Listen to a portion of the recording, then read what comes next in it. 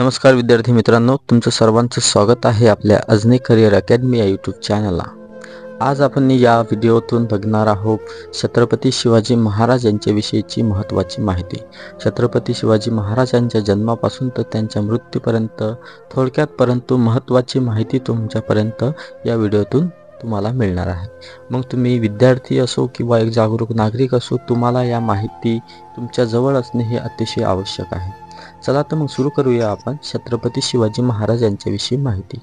तर बघा, हे जे छत्रपती शिवाजी महाराज होऊन गेलेले आहेत, या छत्रपती शिवाजी महाराजांचा इतिहास एक गौरवशाली इतिहास आहे। छत्रपती शिवाजी महाराजांच्या जन्माच्या पूर्वी म्हणजे 1630च्या पूर्वी जर आपण विचार केला तर आपल्याला सर्वांनाच माहीत आहे की भारतामध्ये मुघलशाही होती। मुघलशाहीचा पूर्वीचा जर विचार केला तर इसवी सन 712 मध्ये हे जे मुस्लिम लोक होते, जसे की मोहम्मद घोरी असीन, मोहम्मद बिन कासिम असीन, सर्वात पहिलं जर बघितलं तर इसवी सन 712 मध्ये मोहम्मद बिन कासिम आला होता। त्यानंतर मोहम्मद घोरी होता, मोहम्मद गजनी होता। तर हे मुस्लिम लोकांनी भारतावरती आक्रमण केले। आक्रमण केल्यानंतर भारतामध्ये यांनी सत्ता स्थापन केली, हे सुद्धा आपल्याला माहीत आहे। म्हणजे सुरुवातीला सुलतानशाही आली। सुलतानशाहीचा 1526 मध्ये अंत झाला आणि तिथून उदयाला आलं ते म्हणजे मुघलशाही। बाबर भारतात आला, बाबरने भारतामध्ये सत्ता स्थापन केली आणि या बाबरचाच जे मुघलशाही होती यांच्याच दरम्यान 1630 मध्ये महाराष्ट्रामध्ये एक तेज म्हणतो आपण त्याला, एक तळपतं नेतृत्व आणि सर्वांनाच घेऊन चालणारं नेतृत्व जन्माला आलं, ते म्हणजे छत्रपती शिवाजी महाराज। तर या छत्रपती शिवाजी महाराजांच्या कार्यकालामध्ये नेमका कोणत्या कोणत्या महत्त्वाच्या गोष्टी झालेल्या आहेत हे आपल्याला माहीत असणं अतिशय आवश्यक आहे। चला तर मग आता आपण बघू की आपल्याला माहीत आहे, ज्यांनी मराठ्यांचा स्वाभिमान जागवला, स्वातंत्र्याची मशाल पेटवली आणि हिंदवी स्वराज्याची मूर्त मेढ रोहिली, ते म्हणजे आपले छत्रपती शिवाजी महाराज। तर छत्रपती शिवाजी महाराज एक असे राजे होते की ज्यांचा आवाज आजही सह्याद्रीच्या कड्यांमध्ये दुमदुमत आहे। त्यांचा पराक्रम आजही इतिहासाच्या पानांमध्ये तेजाने झळकतो, हे आपल्याला माहीतच आहे। चला तर मग आज आपण त्यांच्या जीवनाचा प्रवास करून त्यांचे बालपण, स्वराज्याच्या स्थापनेचा संकल्प, त्यानंतर थरारक युद्ध आणि अफाट पराक्रम आणि अखेरचा श्वास याच्याविषयी संपूर्ण माहिती थोडक्यात पण महत्त्वाची बघण्याचा प्रयत्न करू। बघा, सुरुवातीलाच आपण बघू की शिवनेरीवर सिंह गर्जला। आपल्याला माहीत आहे की 19 फेब्रुवारी 1630ला हा जो काळ आहे, हा काळ परकीय आक्रमणांचा काळ होता। तर मुघलांनी उत्तर हिंदुस्थान ग्रासला, तर दक्षिणेवर आदिलशाही, निजामशाही आणि कुतुबशाहीचे राज्य होते। मराठ्यांची स्थिती दयनीय होती, त्यांच्यावर अन्याय होत होता, त्यांच्या श्रद्धास्थानावर आघात होत होता। म्हणजे येथील महाराष्ट्रातील म्हणा किंवा भारतातील जे नेटिव्ह लोक होते यांच्यावरती अन्याय अत्याचार चालूच होता आणि सर्व सत्तेसाठी चालू होतं। पण या अंधारात प्रकाशाचा एक तेजस्वी किरण जन्माला आला, ते म्हणजे शिवनेरीच्या गड्यांमध्ये गर्जणारा जो सिंह आहे, तो म्हणजे आपला शिवबा। तर आई जिजाऊ आणि वडील शहाजीराजे भोसले यांचे सुपुत्र। त्यानंतर जिजाऊंनी लहानपणापासूनच शिवबांना एक वेगळ्याच प्रकारचं मोटिवेशन दिलेलं आहे।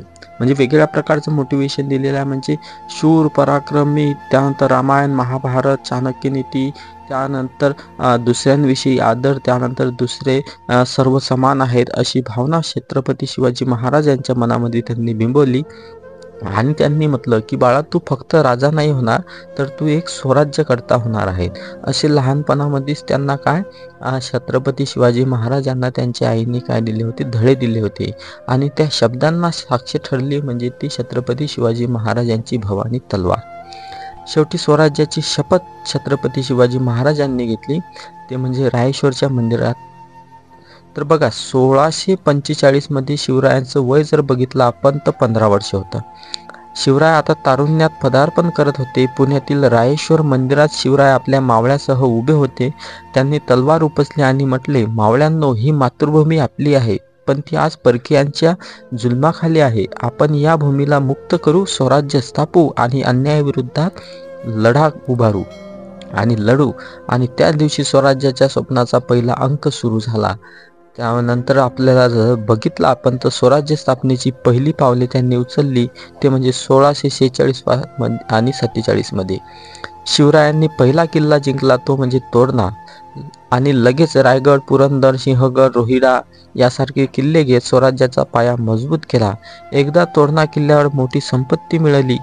त्यानंतर मावळे म्हणाले, राजे ही संपत्ती आपल्यासाठी आहे. पण शिवराय म्हणाले, ही संपत्ती गडकोड बांधण्यासाठी, सैन्य वाढवण्यासाठी आणि स्वराज्यासाठी आहे. त्यानंतर प्रतापगडावर अफजलखानाचा वध सुद्धा छत्रपती शिवाजी महाराज यांनी केला आहे. याच्यामधून आपल्याला छत्रपती शिवाजी महाराज यांचं राजकारण आणि पराक्रम दिसतो. ही घटना झालेली होती 1659ला. बघा, आदिलशाहीला शिवरायांचा उदय सहन झाला नाही. त्यांनी पाठवला एक क्रूर सेनापती, तो म्हणजे अफजल खान. त्याने अनेक मंदिरे तोडली, गावे जाळली आणि शेवटी प्रतापगडाच्या पायथ्यापाशी पोहोचला.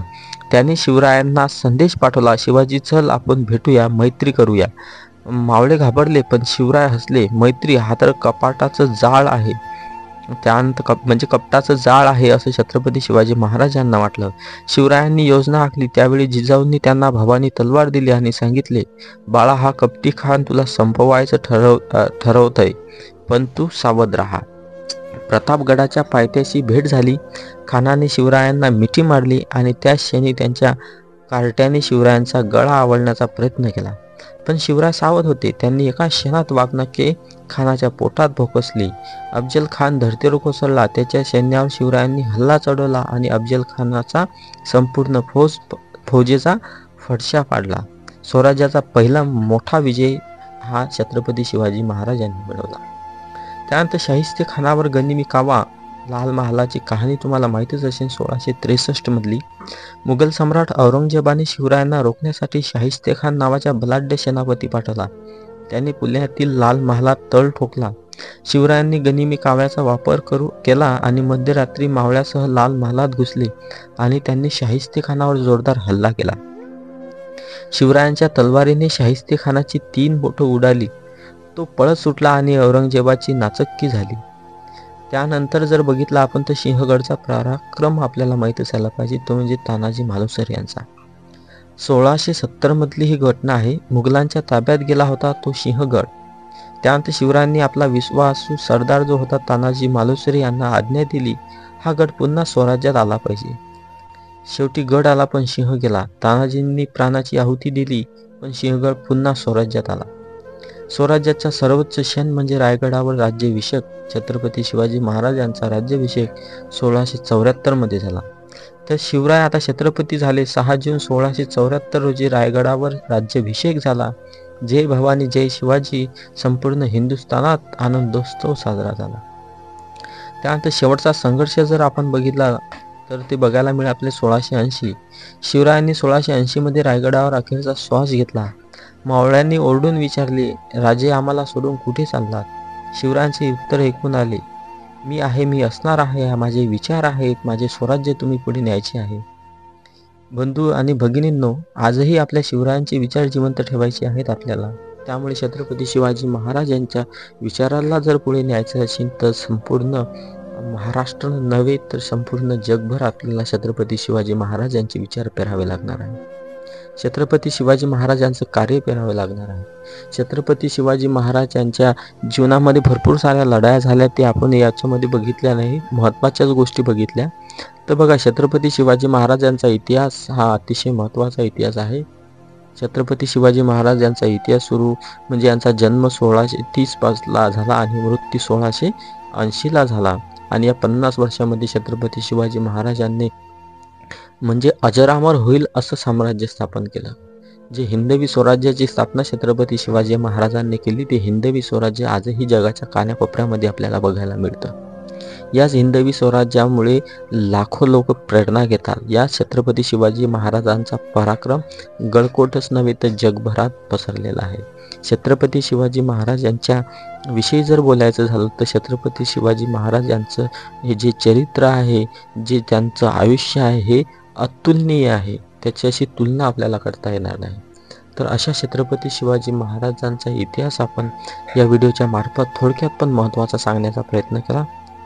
तुम्ही जर चॅनलला नवीन असाल तर चॅनलला सबस्क्राईब करा, व्हिडिओला लाईक करा आणि आपल्या मित्रांपर्यंत शेअर करायला विसरू नका. धन्यवाद. भेटूया पुढच्या व्हिडिओमध्ये.